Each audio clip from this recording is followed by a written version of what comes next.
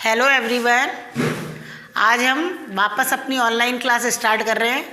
आपको याद है लास्ट लेक्चर में हमने कौन सा चैप्टर स्टार्ट किया था? मोशन। ये चैप्टर हमने स्टार्ट किया था और इसके बाद ही आपकी ऑनलाइन क्लास वापस बंद हो गई थी। लेकिन आज से हम इसके आगे के जो टॉपिक है उनको पढ़ेंगे। लेकिन मैं आपको एक बार याद दिलाती हूँ कि हमने लास्ट लेक्चर में क्या क्या पढ़ा था इस चैप्टर में। तो हमने किस किस के बारे में पढ़ा था? रेस्ट क्या है, मोशन क्या है, इसके बाद में 3 टाइप के मोशन बताए थे, linear motion, circulatory motion, oscillatory motion, ये सब हम पढ़ चुके थे। उसके बाद आपको पढ़ाया था फिजिकल क्वांटिटीज़ मेन होती हैं, 2 टाइप की होती हैं, स्केलर क्वांटिटी और वेक्टर क्वांटिटी। स्केलर क्वांटिटी क्या होती है? जिसमें मैग्नीट्यूड्स होते हैं लेकिन डायरेक्शन नहीं होती है। वेक्टर क्वांटिटीज़ क्या होती हैं? जिसमें मैग्नीट्यूड के साथ में डायरेक्शन भी होती है। तो ये सब हमने लास्ट जो लेक्चर था हमारा, जो हमने ख़त्म किया था, उसके अंदर हमने पढ़ा था। अब नेक्स्ट जो टॉपिक है वो हम पढ़ेंगे फिजिकल क्वांटिटीज़ ऑफ मोशन। अब इस लेसन में कि जो मोशन है उसमें कौन कौन सी फिजिकल क्वांटिटीज़ हैं उनके बारे में हम डिस्कस करेंगे। तो पहले मैं आपको पॉइंट बता रही हूँ कि इस लेसन में हम किस किस का डिस्कशन करेंगे।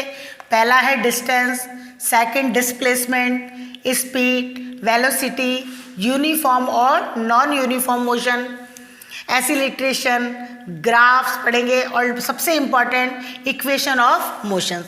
तो ये हम इस चैप्टर के अंदर पढ़ेंगे। तो सबसे पहला जो टॉपिक हम स्टार्ट कर रहे हैं वो कौन सा है? डिस्टेंस। लास्ट तो हमने पढ़ ही लिया था, स्केलर और वेक्टर क्वांटिटी। अब डिस्टेंस क्या होता है? डिस्टेंस तो the actual path length travelled by an object is called distance. कि कोई भी जो ऑब्जेक्ट है वो किसी पाथ को क्या कर रहा है? ट्रैवल कर रहा है। तो ट्रैवल करने के लिए उसने जो कितनी लेंथ तक उसने ट्रैवल किया है उसको हम क्या कहते हैं? डिस्टेंस कहते हैं। तो डिस्टेंस में क्या क्या होता है? डिस्टेंस क्या होता है? It is a scalar quantity. ये कौन सी क्वांटिटी है? स्केलर क्वांटिटी है, यानी इसमें मैग्नीट्यूड तो है लेकिन इसमें डायरेक्शन नहीं होती है डिस्टेंस में। दूसरा, it always positive and can not be zero. Distance आपको पता है, जैसे आप जीरो से पे खड़े हो, कहीं नहीं गए हो, तो आप उसको डिस्टेंस नहीं कह सकते हैं। तो ये कभी भी जीरो नहीं होता और ये हमेशा क्या होता है? पॉजिटिव। जितना आगे आप पाथ को ट्रैवल करेंगे वो उसके साथ में क्या होता जाएगा? जुड़ता जाएगा। Next, it's SI unit is metre. इसकी जो एसआई यूनिट होती है वो क्या होती है? मीटर होती है। और उसको हम किससे शो करते हैं? स्मॉल एम से। इसके अलावा डिस्टेंस की और भी यूनिट होती है, जैसे किलोमीटर, सेंटीमीटर, मिलीमीटर। लेकिन हम इस चैप्टर में जो भी ऐसा यूनिट जो यूज़ करेंगे डिस्टेंस में वो कौन सी होगी? मीटर होगी। अब इसको मैं आपको एक एग्जांपल से समझा रही हूँ। जैसे ये 0 से लेकर 100 तक ये मीटर है। 0 से फिर यहाँ पॉइंट है 10, 20, 30, 40, 50, 60, 70, 80, 90 एंड 100। जैसे कोई ऑब्जेक्ट है वो 0 से लेकर 10 तक आता है तो उसने कितना मीटर डिस्टेंस कवर कर लिया? 10। फिर 10 से 20 तक आता है तो कितना हो गया? 20। तो हर सब इसके बीच में कितने का डिफरेंस है? 10 का। तो जैसे कोई ऑब्जेक्ट 0 से चलना चालू करता है और वापस कहाँ तक आता है? 100 तक आता है, तो आप उसकी डिस्टेंस कितना लिखेंगे? 100 मीटर। अब जैसे कोई 100 से आने के बाद में डी पॉइंट से वापस वो घूम करके किस पे आ जाता है? सी पॉइंट पर, यानी 60 तक। तो अब आप 100 लिखेंगे कि 100 नहीं लिखेंगे? उसने कितना डिस्टेंस करा है? 0 से वो कहाँ तक गया? 100 तक।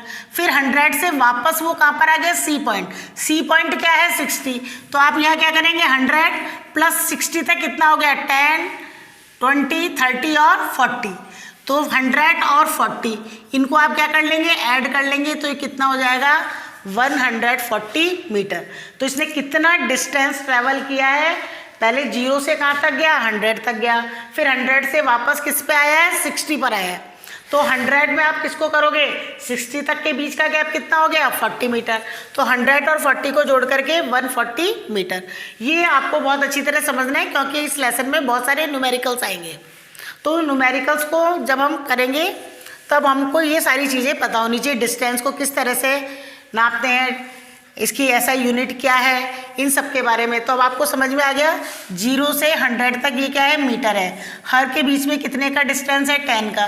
तो जैसे आप किसी का डिस्टेंस, कोई भी ऑब्जेक्ट जो 0 से लेकर 100 तक गया है तो 100 मीटर हो गया। फिर वो घूमकर वापस जैसे 60 पर या 40 पर या 30 पर आए, तो उसको वापस उसको आप क्या करेंगे, ऐड करेंगे, तो उसने उसका जो ट्रैवल का जो डिस्टेंस है वो सब ऐड होकर के आएगा आगे। तो ये क्या होता है, डिस्टेंस होता है। नेक्स्ट जो टॉपिक है वो क्या है, डिस्प्लेसमेंट।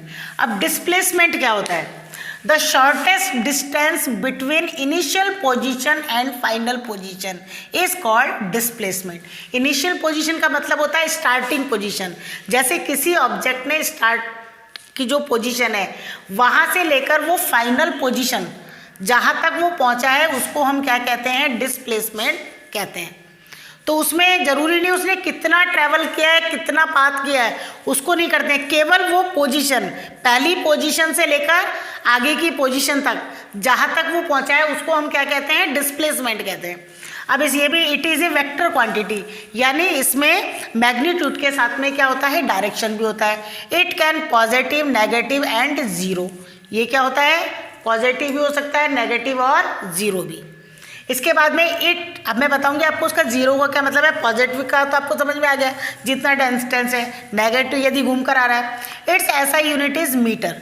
इसकी ऐसा यूनिट्स क्या होती है, इसकी भी क्या होती है, मीटर होती है। इसको हम स्मॉल एम से कहते हैं।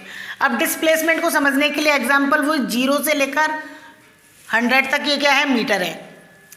अब जैसे कोई ऑब्जेक्ट है, उसने 0 से चालू किया चलना और 0 से चालू करके वो वापस कहाँ पर आया, 100 तक आया, लेकिन वो 100 से यू टर्न लेकर वापस जैसे वो बी पोजीशन पे या सी पोजीशन पर आकर रुक जाता है। तो अब आप उसने कितना ही ट्रैवल किया हो, चाहे से वो 100 से वापस कितना आया हो, 40 पे आया हो, 60 पर आकर रुक गया है, तो आप उस 100 को काउंट नहीं करेंगे, केवल डिस्टेंस कितना करेंगे, 0 to 40 मीटर। यानी वो कितने मीटर का डिस्टेंस हुआ है उसने का 40, यानी इनिशियल पोजीशन क्या थी उसकी, 0। चाहे से वो कितना ही ट्रैवल कर गया है, लेकिन जहाँ पर आकर के वो रुका है वापस, वो उसका क्या कहलाता है, डिस्प्लेसमेंट कहलाता है। अब आपको पता है इसमें डायरेक्शन भी होती है। डायरेक्शन ईस्ट चला, वेस्ट, नॉर्थ, साउथ, ये 4 डायरेक्शन तो पता ही है। लेकिन जब हम मोशन में डिस्प्लेसमेंट को नापते हैं तो उसमें अपवर्ड, डाउनवर्ड ये भी होती हैं। बिफोर, आफ्टर, पीछे चला या आगे चला, ऊपर चला, नीचे चला, ये भी सब क्या होती हैं, डायरेक्शन होती हैं। तो आज मैंने आपको डिस्टेंस और डिस्प्लेसमेंट के बारे में समझाया। तो डिस्टेंस में तो जितना भी वो ट्रैवल करेगा वो क्या होगा, काउंट होगा। अब 0 वाले का मैं आपको मतलब बता दी कि 0 का क्या मतलब होता है। जैसे किसी ऑब्जेक्ट ने 0 से लेकर 100 तक चालू किया चलना, 100 मीटर तक, अब वो वापस घूम करके कहाँ पर आ गया है, 0 पर आ गया है, तो डिस्प्लेसमेंट उसका क्या कहलाएगा, 0 ही कहलाएगा। यानी जहाँ से इनिशियल पोजीशन, जहाँ से उसने स्टार्ट करी थी और वो वापस वहीं आकर रुक गया है, तो उसका डिस्प्लेसमेंट क्या होगा, 0 ही कहलाएगा। ऐसे नहीं कि वो 100 तक गया वापस यहाँ तक गया, वो केवल किस में नापा जाता है, डिस्टेंस के अंदर ही नापा जाता है। तो आज आपको ये दोनों टॉपिक अच्छा तरह समझ में आ गए होंगे, डिस्टेंस और डिस्प्लेसमेंट। नेक्स्ट जो लेक्चर होगा उसमें हम आगे के जो टॉपिक हैं, स्पीड है, वेलोसिटी है, उनके बारे में डिस्कस करेंगे। तो आज आपको अपनी होमवर्क कॉपी में करना है what is distance and what is displacement.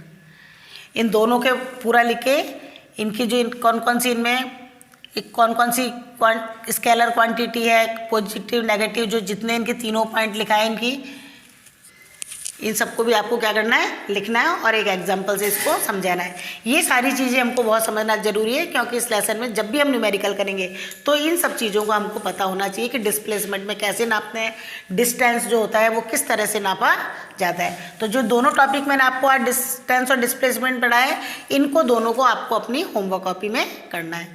Thank you.